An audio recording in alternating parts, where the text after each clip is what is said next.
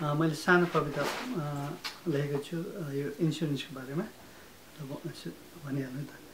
अहिले बजारमा गरमा गरम बहस लाइफ इन्सुरेन्सको। मलाई लाग्छ बहस इन्सुरेन्सभन्दा विश्वासको हुनुपर्ने हो। प्रश्न नैतिकता, जिम्मेवारी र उत्तरदायित्वको हुनुपर्ने हो। प्रश्न ढाँट, छल र कपटको हुनुपर्ने हो।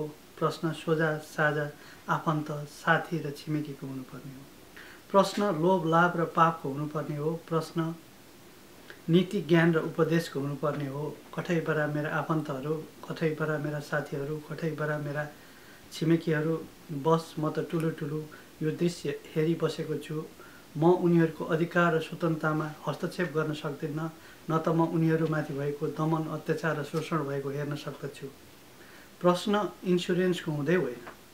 प्रश्न मानवीय प्रवृत्ति, अहङ्कार र आत्मघातको हो। प्रश्न स्वार्थ, बेइमानी र अल्पज्ञानको हो। मेरो साथी रोइरहेछ, कराइरहेछ, बोल्ने उसको साहस छैन। मेरो छिमेकी छटपटाइरहेछ, सहयोगको लागि हात पसारिरहेछ। मेरो आफन्त मुटुभरि ज्वारबाट राखी थामिरहेछ, तैपनि म मेरा हातहरू बाँधी ठुलो ठुलो हेरिरहेछु। म मेरा हातहरू बाँधी ठुलो ठुलो हेरिरहेछु। एउटा मित्र उडुस चाहिँ भुटुस्स फुलेर बसेको छ। अर्को मित्र पसिनाले लुत्रुक्क भिजेर बसेको छ। कुरा सुन्छु उसलाई 15-20 वर्षे हत्कडी लगाएको छ रे।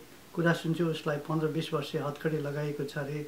उसलाई आफ्नै घरमा बोली बन्धक बनाई राखिएको छ रे। उसलाई आफ्नै घरमा बोली बन्धक बनाई राखिएको छ रे। बिहान के खाने र साँझ के खाने सङ्घर्ष छ घरमा। बिहान के खाने र साँझ के खाने सङ्घर्ष छ घरमा। मृत्युपछिको सपना खुवाई राखिएको छ रे। मृत्युपछिको सपना खुवाई राखिएको छ रे। Thank you.